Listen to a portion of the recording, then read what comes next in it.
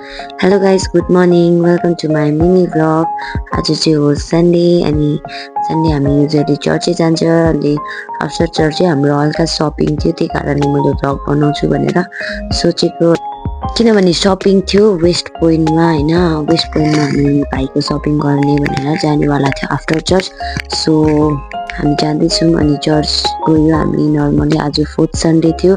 After church चाहिँ हामी West point गयो हैन।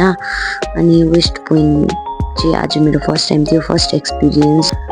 वेस्ट पोइन्टको पनि हामी पेन्टेलुनमा सपिङ गर्नेवाला थियो है, किनभने हाम्रो त्यहाँनिर एकजना बहिनी थियो, बहिनीले त्यहाँ काम गर्दैछ भनौँ न।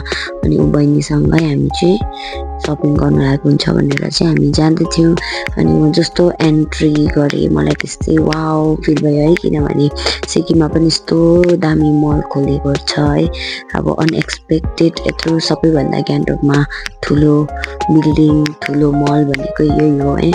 अनि मेरो फर्स्ट एक्सपिरियन्स मलाई मन पर्यो, एकदमै राम्रो लाग्यो। फर्स्टमा हामी पेन्टलुन छिर्नु बित्तिकै यहाँनिर सबै लेडिज वेयरहरू रहेछ है। अनि तपाईँले इथनिक वेयर र वेस्टर्न वेयर पाउनु हुँदो रहेछ, दुइटै यहाँनिर मजा लाग्यो।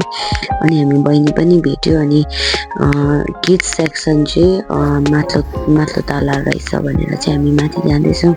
भाइलाई चाहिँ हामी एक्चुली चाहिँ सुजको लागि आएको थियो, तर भाइले चाहिँ यो सुज चाहिँ लास्ट पाएर चाहिँ मन पराएन है। हामीले 2-3वटा ट्रायल गराएको थियो अनि भाइले चाहिँ लास्टमा नो भन्यो, त्यस्तो बेसी मन पराएन किनभने उसलाई चाहिएको थियो हल्को अरे। हल्को चाहिँ अब कस्तो हुन्छ होला जुत्ता गाइस कमेन्ट गरिदिनुहोस्। आजको सपिङ हाम्रो भएन, यति नै थियो। Thanks for watching, bye by.